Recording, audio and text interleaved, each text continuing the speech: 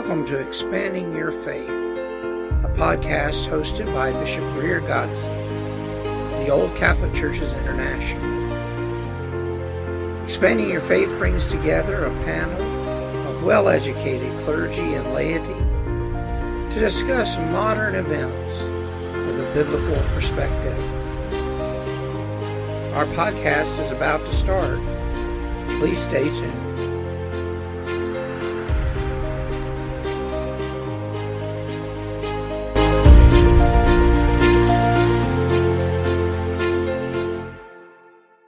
Hello, everyone, and welcome to this edition of Expanding Your Faith. I'm Bishop Greer, and joining me today is Reverend Marc. Greetings, everybody. And Bishop Ben. Greetings and blessings to all. And Father Matt Schnabel. Hello, everyone. And we're so glad to have this wonderful panel of scholars and biblical historians and theologians to discuss. And folks that try their best. That would be me. Exactly. That's all of us. We're just trying our best. So today we're going to be talking about interfaith dialogue and why it matters. We live in such a diverse society that I think a lot of people forget that Christianity isn't the only faith in the world. And so because of that, they, tend to believe that everyone else's religion is false or everyone else is misled or misguided or at worst going to hell because, they're of a different faith. And so in a world that's already so filled with hate, we don't need one more thing to be hateful about. So we want to kind of look at interfaith dialogue and its importance today, why it matters to have an open dialogue with other people of faith, and why it's important to see, all people as children of God in our society. And so I want to start off with, I want to share a little bit of a story of my own, and then I'll open it up for the rest of the panel. But one of my great moments of interfaith cooperation, I've had many of them over the years, is probably been the Martin Luther King Jr. service that the Progressive Religious Coalition of Augusta holds every year, where they bring in people from all different faith communities to speak against racism and bigotry and hatred in our nation, and in the footsteps of Martin Luther King Jr.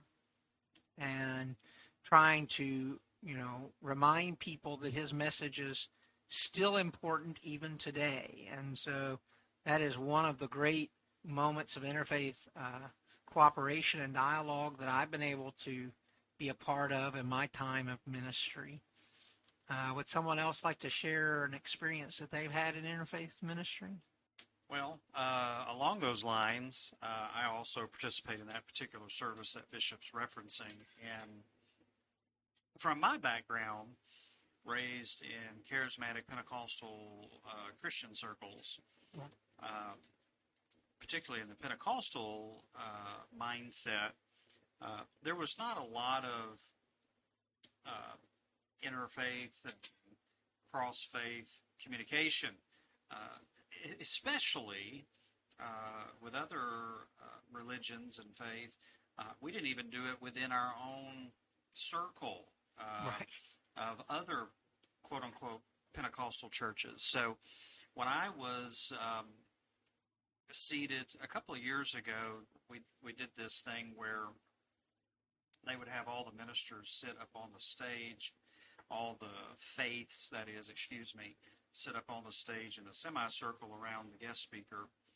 I was just blown away that I was honored and had the privilege to sit among so many different people that are reaching for peace and harmony in the world and the community. And to me, if we can start there, we can have a good cooperation, and it tells me that there's hope, and it tells me that there's a possibility that we might all get through some of these things that we're facing today. But the fact that I was able to sit and be among those individuals was such an amazing experience for me, because, like I said, we didn't even cross the street to talk to people that semi-believed the same way we did when I was growing up, let alone folks that had some vastly different takes on faith. So it gives me hope every time that I see that, and that at least the cooperation towards peaceful coexistence is out there for us. Right. Excellent. Bishop Ben or Father Matt? For me, I think a pivotal ecumenical service that I'm a part of down here in Florida is the Interfaith Pride service and the Interfaith Thanksgiving services that the local MCC puts on. It's important because we not only mostly for Pride, to show that all of the faiths that are represented there come together and offer a good home for people that are LGBT and are looking for a place to practice their individual spirituality. So, excellent. Bishop Ben? Well, ever since I moved to Houston, I have been wrapped up in the LGBTQ Rainbow Pride services here, and they usually invite me once a year to do the coalition meeting with them with interfaith community, which I enjoy. I enjoy being part of the community and helping out and being a trusted ally with them. I think it's very good that we all have interfaith dialogue, because it shows that interfaith community care can be a good thing between religions and denominations. Right. So what do we mean when we are discussing interfaith dialogue? One of the things that we mean by that is not debating people's faith, but rather an open and respectful conversation between people of different religious traditions. It's meant to be an opportunity for us to learn about their faith and their spiritual practices, and for us to maybe share the same type of experiences from our own personal point of view, rather than trying to condemn or proselytize. And what I mean by proselytize, trying to force people to change their faith. You know, when you stop and listen respectfully to other people's religious beliefs, you may find that there's far less of a difference between you than you really thought there was. You know, because in reality, we all believe pretty much the same general ideas, just with little different touches on it. You know, and it's important to remember that these things matter because it helps to reduce prejudice and stereotypes while fostering understanding and empathy. You know, and in those experiences, one of the things that I'm reminded of are things like a few years ago, we saw a hate crime right here in our community where the UU church was attacked with swastikas painted on the sides and stuff like that. And the community came out and helped clean up and restore everything, regardless of who they were. It didn't matter if they were part of the Unitarian Universalist Church or if they were part of a Baptist church across the street. They came out to help. And that's just one example of those types of things, especially in our community. Yeah, and similar to that, MCC faced a hate crime back in about 2015, 16. We ourselves, someone took white spray paint across the front of our building and spray painted Leviticus 19, Right. trying to reference one of the clobber passages. They got the verse wrong, but that's fine. And I think they wrote underneath it lies or something like that, sinners going to hell, whatever it was. And we had people, the MCC building here in Augusta is right across from the municipal building. And our building was built in 1887.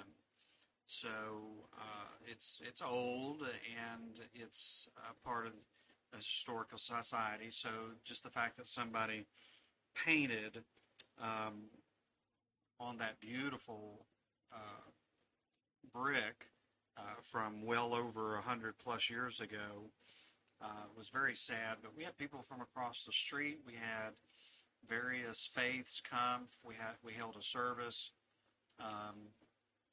that evening, and we had people from every walk of life show up. Not everybody agreed, and not everybody was on the same page as far as faith goes, but we were in the ballpark, as they say, and we were all in agreement that defacing and spreading hate to one another and to each faith as they're trying to practice in peace is unacceptable. Right. And it really brought so many people together in our community. You wish you could keep that. It's sad that tragedy is what brings, and moments of hatred is what brings people together. It shows us the possibilities of what different groups can do if they choose to. Right. And so we also had an experience here where there were threats made against the local mosque. Yeah. And Christians from all over the community came out to stand around the mosque during prayer times to protect the mosque from violence. That's what we should be doing, because that helps promote peace and social cohesion, as well as strengthening the community. It builds bridges between people and between communities of people. You probably see that a lot in Florida, don't you, Father Matt? Absolutely. Our area is a predominantly Jewish area, but it wasn't always that way. And to this day,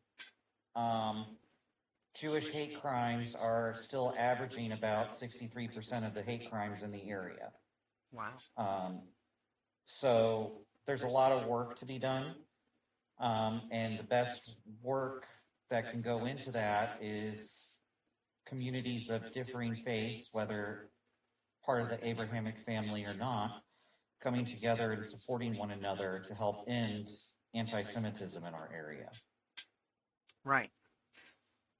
And of course, a good example of that also is like the flooding in Texas, Bishop Ben, where people came out from all different faith communities to help search for the missing from the camp just recently that was flooded. Do you want to talk about that for a minute? Sure. And it was good that we had the faith leaders come out and help, and other religions to come out and help. But what was mostly disturbing for me was the local government was not there to help. Like Governor Abbott wasn't there to help anything. In fact, he was instead of helping, he was making comments and having the rescuers from Mexico deported and confiscating the rescue equipment in the middle of a rescue. How is that cohesion in the community? It isn't. But yes, but on that same token, we did have a lot of help with that multi-faith communities come out and help us, which was good.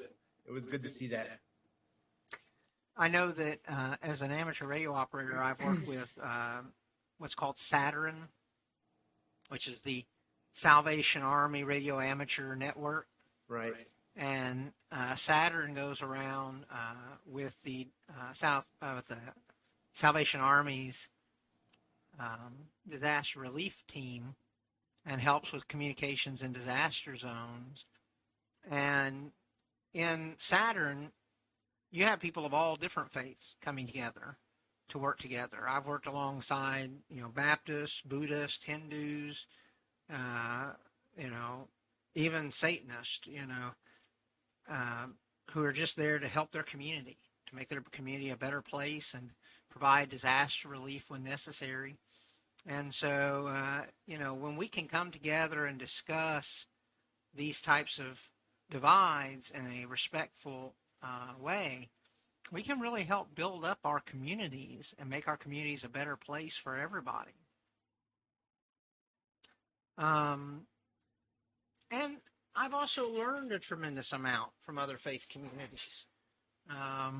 One of my friends from the PRC years ago, Robert Clinton, who was a rabbi emeritus of Congregation Beth Israel here in Augusta, Georgia, he taught me a lot over the years about things that you don't even learn in seminary about Judaism, Of course, the things we don't learn in seminary could fill a book, but, that's another matter entirely. So, but we were able to sit down and have, respectful discussions and dialogue where he was able to teach me things that, I didn't know. Yeah, and I think if anything for the Christian faith, being able to have dialogue with our Jewish friends, brothers and sisters, should show us the importance of interfaith dialogue because, our faith rooted in the Jewish culture and their beliefs. And so it's so important to have people back up because one thing that having that dialogue is it lets me know where I'm at with my faith. Mm-hmm. It lets me know where I am in my belief because if I'm secure in not everything, but in most things that I believe, I have no problem sitting down and talking to somebody who may be vastly different than I. Right. But we're taught in Scripture that God can use anything to point us in the direction of the divine, whether it's a person. There was that donkey one time. There's so many different things that God can point us in the direction. And maybe we're inspired by someone's dedication to their particular faith, maybe a practice of meditation or how they pray or how they do something or just their approach can inspire us to reach deeper and to go further, because many people in my tradition raised, they're of the fact that, they know it all and they've got it all and we have the true answers. And, we see people of other faiths that pray on the regular more than we do. Right. And you're going, oh, wait a minute. If we believe we're serving the one true God and we believe we've got it right, then where's our dedication? Where is our desire to learn more and to be more like our faith and the one we follow? So I think it's vital. I think it's vital that we have dialogue. It doesn't mean that I'm going to go change traditions or faiths, but again, Bishop said it earlier, it's about community. Mm-hmm. And I believe that another part of it, a secondary thing to look at is we're inspired. Right. We're inspired by our friends and their dedication. Absolutely. Which leads me to my next question, and that is, will dialogue water down my faith? Is agreement required? And I think you touched that just now very well, actually. Dialogue doesn't water our faith down. it actually can build up and strengthen our faith in the divine. And as Reverend Marc well put it here, that, it can bring us closer to the divine, make us stronger in our faith and by understanding other people's faiths. An agreement with them is not required. What do you think, Father Matt? I 100% agree with that sentiment and statement. I had a hard time when I moved back to Florida finding a spiritual director, and I consulted the National Spiritual Director database, and the one that I could find that met my schedule was somebody who was a practicing Buddhist. And I said, well, I'll meet with them a couple times, give it a whirl, see how it works. Right. And to my great surprise, we were able to sit down and dialogue about each other's spiritual practices in a way that strengthened my own. We talked about meditation for hours one day. And a lot of what she had to teach me was very similar to Ignatian spiritual practices that I had already been practicing. So it allowed me to expand my own spiritual practices in a way that secured and deepened my faith in my own spiritual path. So these dialogues don't necessarily water down our faith. It can actually expand our faith in new horizons by adopting different prayer practices and that sort of thing. And it's important to remember that interfaith dialogue it's not about consensus, but rather it's about honest sharing and listening. And that sounds like what you've been able to do, Father Matt. I know personally, when I had my mental health issue in late 2020, my therapist that I first started seeing was a Buddhist in the local area. And he actually was able to help me through using techniques from his faith tradition to help me in managing my anxiety issues. And so if I had not gone to him for help, then I probably would not be where I am today, because it's not necessarily something that a therapist would normally pull into, is meditation from a Buddhist perspective to help with anxiety. So yeah. Some of the barriers to this discussion is a couple of different things. One is the language we use. We have, especially in the Christian faith, and to some degree in the Muslim faith, and probably Judaism too, to a certain degree, we have a set of language that we use when discussing spiritual ideas, theological ideas, and sometimes that language is a barrier in and of itself. Two reasons, I think, primarily. One being that it's inside baseball. We would understand it. Maybe another Baptist or another Catholic or another Lutheran might understand it. But someone outside of those faith traditions might not fully understand or comprehend what we're talking about.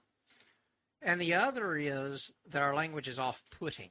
When we have had it drilled into us so much that everyone else is going to hell except for us, then we tend to approach dialogue in a way that we utilize phrases and we utilize ideas that end up putting off the other person, making them feel inferior as though we don't truly respect them. Yeah, because in our Christian faith, the motivator is you're going to suffer forever. Right. Whereas Christ came to point us in the direction of a way to live, Right. not how to die and be scared of death. And I've had issue with it for years. I've not led into preaching hellfire and brimstone, as they used to call it in the faith. And so Christ was leading us into and leading us into a lifestyle that reflected versus, I need to keep myself and know that I need to be perfect so that I don't burn forever, as opposed to, I want my life forever to look like God. Right. I want my life forever, both now and if, I believe in an eternity, and in an eternity, I want it to look like God. Right. And so I think because we have so leaned into, let's beat him over the head with one, a negative, that we don't know how to just function in a world by basic kindness, empathy, and compassion. And that translates over into us talking on spiritual terms. And we can't step, first off, we since we're convinced we have all the answers, right, we lead with bombarding people with, where you're a sinner, you're going to hell, or you need Jesus, and all the stuff, and not realizing that we need to locate people first. We need to know where people are coming from. Are they open to discussion, or are we just here to listen? All that stuff. And yeah, Christians do a terrible job at just talking normal to other people, because we got to praise the Lord this and bless that, and thank God. And I mean, I'm not saying that any of that's wrong, but if that's 24/7 out your mouth and people don't understand, you're just off-putting. Right. Doesn't mean we have to. The goodness, the love, and the compassion should be enough to draw people. Right. Say, all right, there's something different about Bishop. There's something different about Father Matt, Bishop Ben. There's something different. That guy Marc, he's a little odd, but there's something different. Right. Our faith should have something different. And I've seen people that are far more kind, and my upbringing would classify them as absolute heathens. Right. Far more kind than Christians is what I should say. Right. Well, and we also have to take into consideration the historic wounds that have been caused by religions against each other. Right. Speaking from my own tradition, Catholicism as a whole, all 40 branches of Catholicism, we had this period of time where in our liturgies, every Good Friday, we prayed for the nefarious Jews. That was the wording they used, nefarious Jews, every Good Friday. And I finally took it out after Vatican II, and the old Catholic tradition removed it way back. But it remained in Catholicism up until the 70s. Up until the 70s, in the majority of Catholicism, that remained a part of their liturgy. And so, that creates a great historic wound, doesn't it, Father Matt? It absolutely does. And when you think about it, that particular part of the liturgy dates back to the Crusades and even further. Right. Where not only were you having those attacks that led to anti-Semitic mindsets, but you had Catholics attacking other Christians simply because they weren't part of their particular branch of Christianity. So I'm thankful for the emerging dialogues that have come up, especially in the past 20 years, where we're starting to take out some of the technical jargon that causes division and try to knit a more connected fabric of not only our faith, but to other faiths as well, that would have sown division versus gathering people in. Right. And one of the other things that's a barrier to this interfaith dialogue that we need to be having is misinformation. I know that gets used a lot in today's society, especially by certain members in politics who are constantly yelling fake news, but there is a significant amount of misinformation about other faiths out there.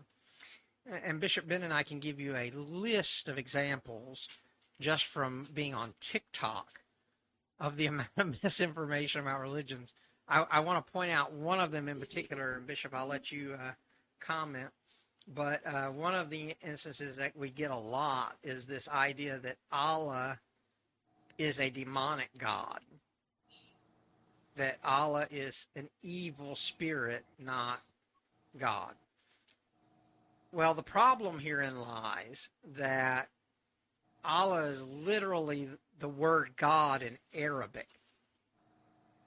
It is literally the word God in Arabic. So Syriac Orthodox Christians, even Baptists in the Middle East, in Arabic-speaking countries, are going to praise God by saying Allah Akbar.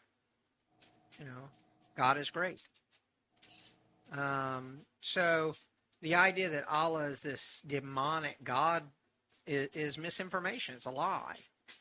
It's just not true. Bishop Ben, can you think of any other examples from our experiences of misinformation? Oh yeah, quite. We get people that come in on a regular basis, especially after the during the Q&As. Oh well, you're a child person, you know, a child lover, Child predator. Yes. Yeah, and the thing is, they misconstrue that we're all the same as the Roman Church. And I agree, yes, the Roman Church has committed some very bad atrocities. And how do we undo that? I don't know. But they assume that we're all the same. So right. we get that question, or we get the people that come in with the disembodied Bible verses and et cetera, all the time. Right. They take things out of context. Right. Go ahead, Father Matt. My favorite one that I run into a lot is, you statue worshipers. Right.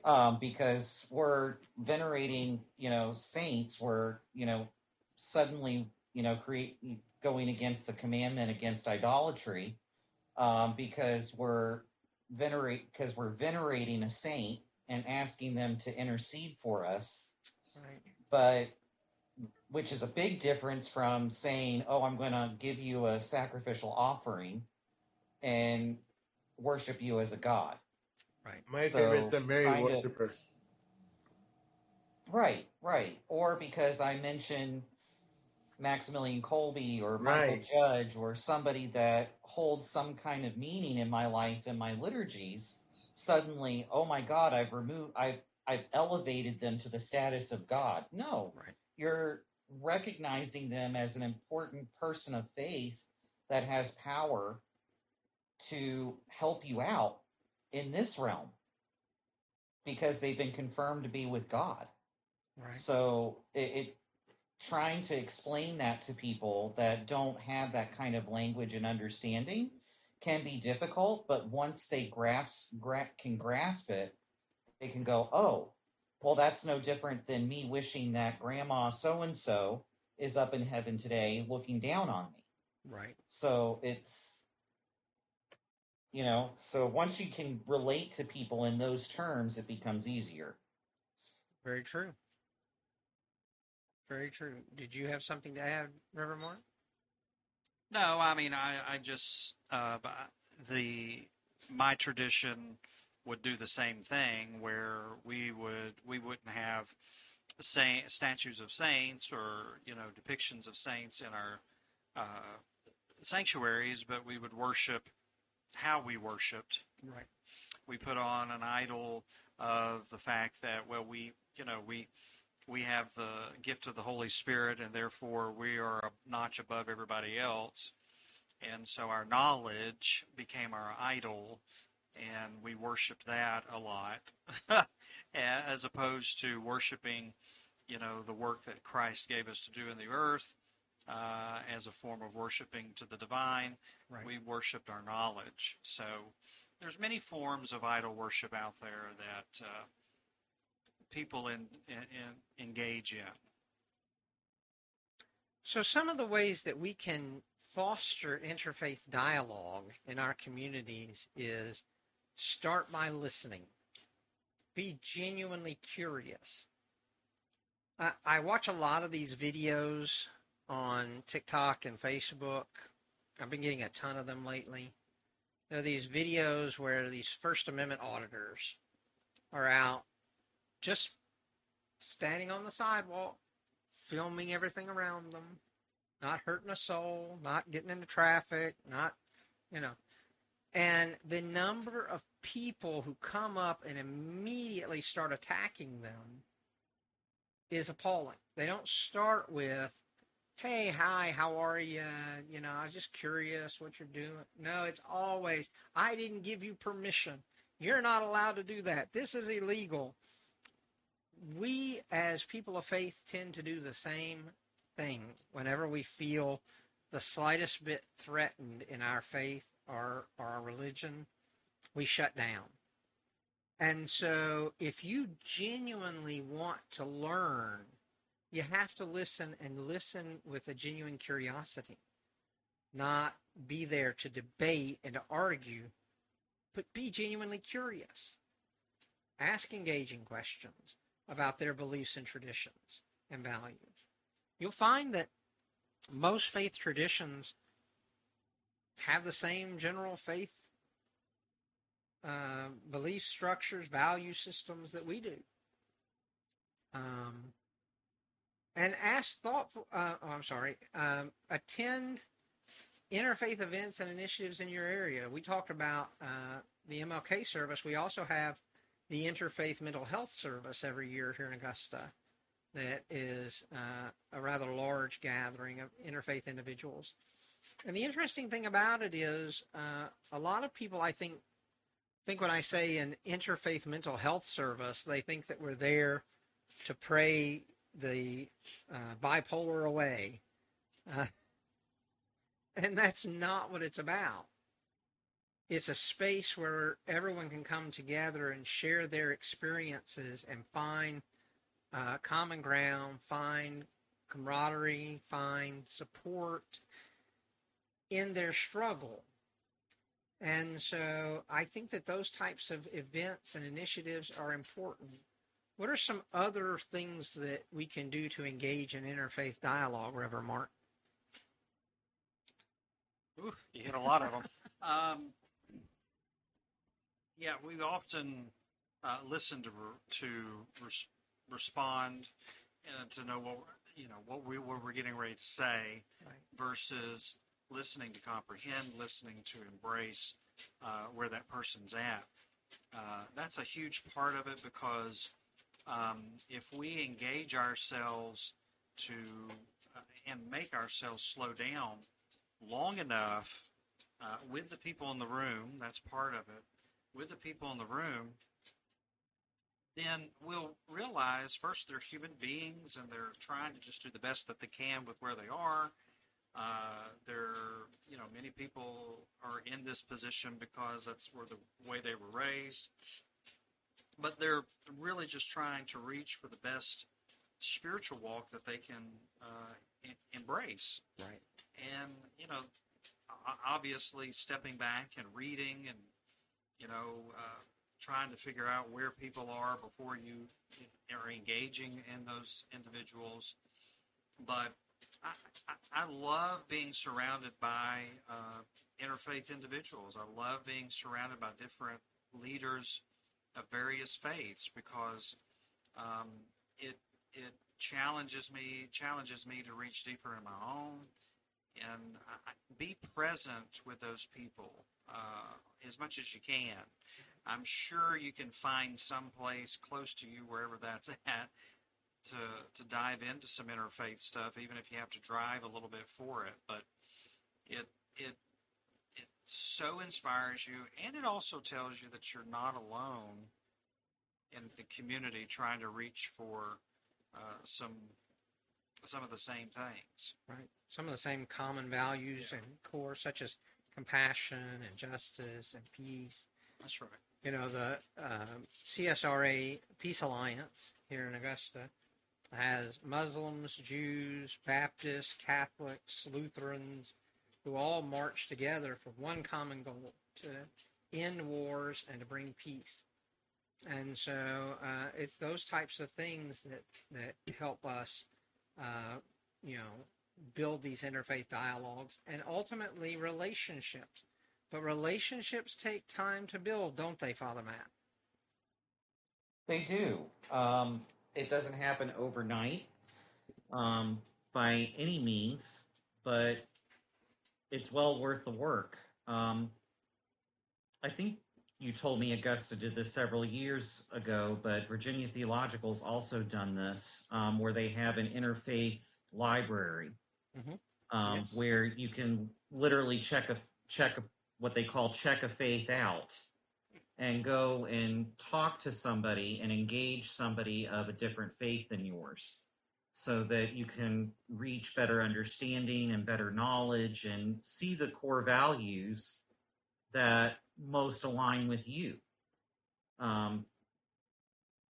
As you said, every religion out there has some kind of passage about compassion, about loving others as yourself, Right. loving God as yourself.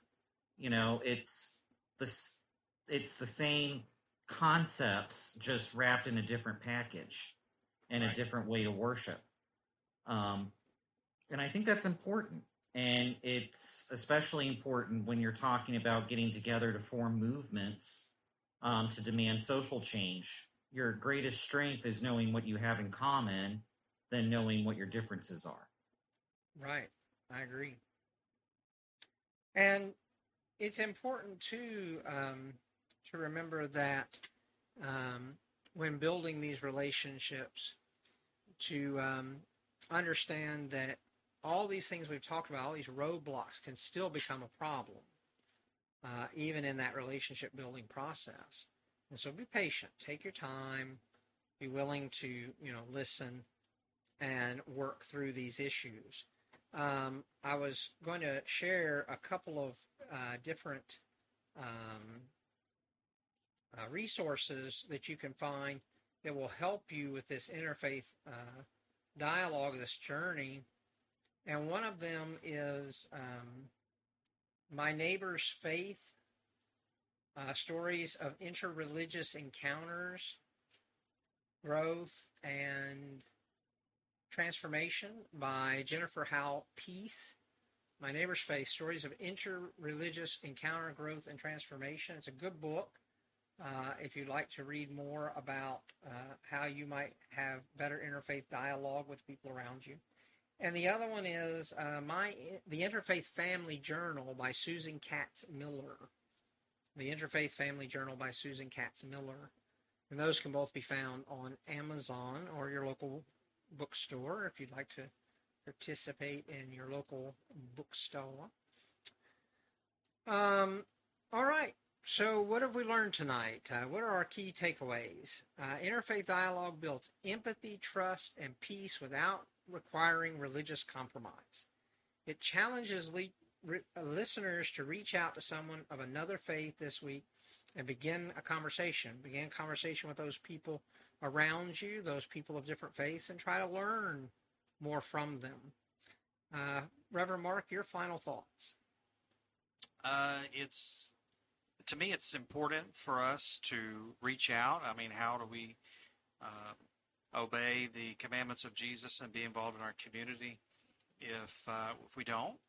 And it doesn't mean that we have doubted what we believe by conversing with someone else or anything of that nature.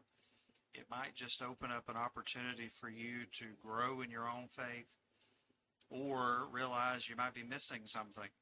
So I encourage you, if you have an opportunity where someone of a different faith or different belief system opens up and starts talking to you, just reserve in yourself that you're going to listen and see what the Spirit says to you in those moments.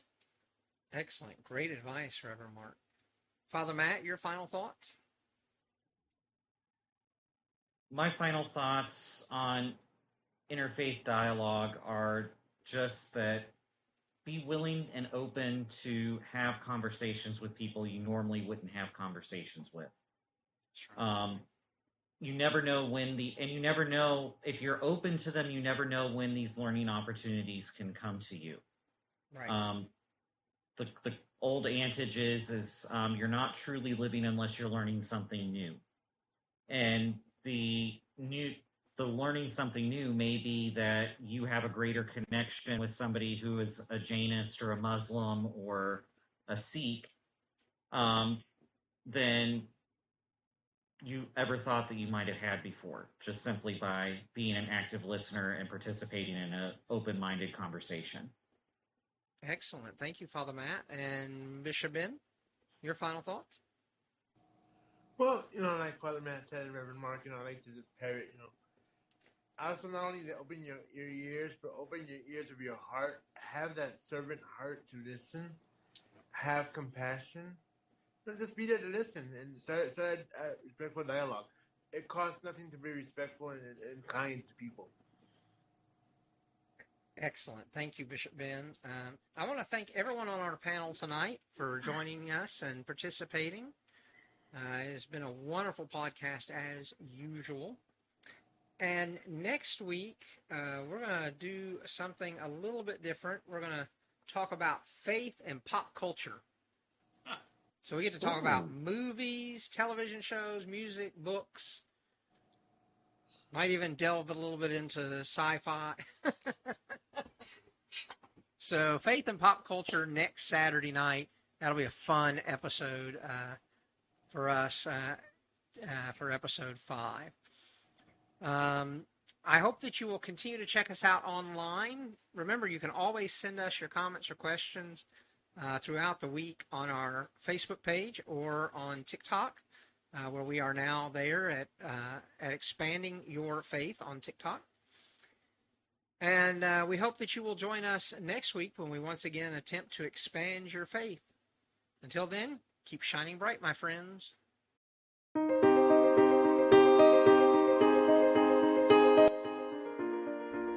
Thank you for joining us for this episode of Expanding Your Faith.